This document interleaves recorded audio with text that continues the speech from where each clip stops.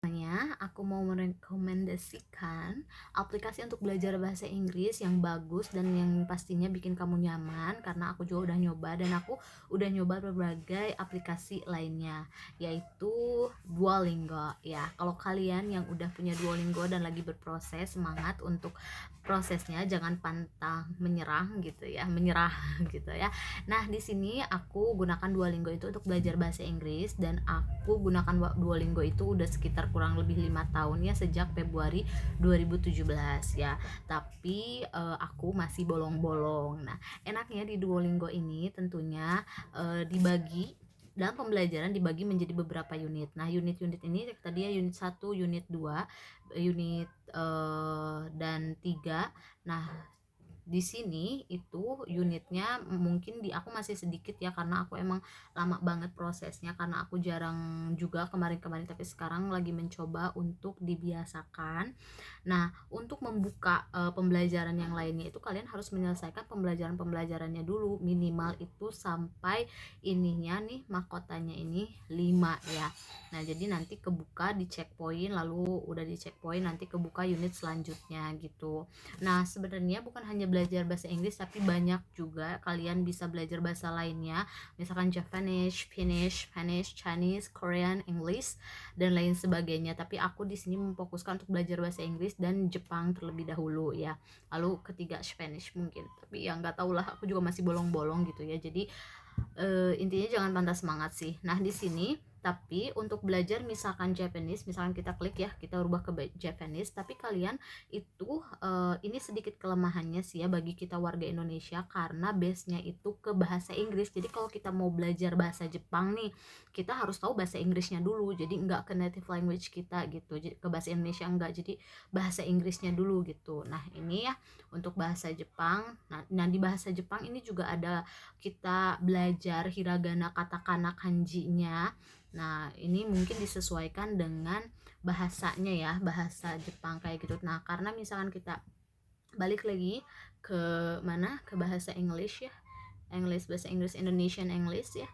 Nah, di sini mungkin nggak akan ada kayak penulisan katakana, hiragana gitu, karena kan nggak ada ya gitu. Nah, di sini itu nih, ini adalah profil ini aku. Jadi nanti siapa nama kalian, lalu ID kalian, terus kapan kalian mulai bergabung, lalu juga pelajaran apa yang kalian minati atau kalian sedang pelajari nanti tertera ya di sini. Lalu juga nanti ada notifikasi tentang teman, misalkan teman kalian itu udah menyelesaikan tantangan selama 7 hari berturut-turut, atau sudah mencapai XP, atau misalkan mencapai liga-liga dan lain sebagainya. Nah, di sini juga ada statistik tentang progres pembelajaran kalian ya, dimana ada 7 ini kan aku udah runtunan 7 hari ya. Lalu juga di 7 hari itu kalian bakal mendapatkan linggot, itu linggot untuk di Duolingo ya, dimana kalau misalnya kalian sudah menyelesaikan tantangan, kalian akan mendapatkan berlipat ganda linggot. Nah, nih di sini ada statusnya kalian sekarang ini ada di liga liga emas. Itu kayak level tahapan gitu sih sebenarnya, kayak ikut kompetisi, tapi kalian itu di liga apa, misalkan liga yang paling tinggi, misalkan liga apa gitu. Ini emas itu kayaknya masih rendah sih ya. Lalu ini total XP yang kalian capai dari pembelajaran itu, misalkan nanti kayak kalau misalkan kalian udah selesai pembelajaran, kalian akan mendapat berapa banyak XP-nya kayak gitu ya. Nah, lalu ini usulan teman, biasanya ini kayak kita bisa nambahin teman, kebanyakan dari orang luar juga ya, lagi belajar bahasa kayak gitu. Terus juga bisa nambahin teman kita misalkan yang di lingkungan kita, tapi yang jelas harus punya ID Duolingo-nya. Nah, ini adalah teman-teman mengikuti dan pengikutnya. Di sini ada temen aku, juga ada murid ya, aku juga kaget gitu ya, ada yang semangat belajar bahasanya. Lalu ini tentang pencapaian-pencapaian yang sudah aku capai atau yang hampir akan aku capai gitu ya. Nah, di sini ini kamu memperoleh 100 mahkota, dan masih banyak sih, soalnya aku juga ngusahain kayak waktu luang itu sehari minimal satu pelajaran sih, nggak per unit gitu. Nah, di sini itu ada kayak ranking kamu gitu di liga emas itu keberapa. Aku ke 10 karena emang lagi jarang banget, tapi aku ngusahain tiap hari itu satu ya. Nah nanti kalau misalnya udah liga emas itu nanti ada liga safir, terus juga liga safir aku nggak tahu ada liga apa lagi karena aku belum pernah mencapai sampai akhir gitu kan ya.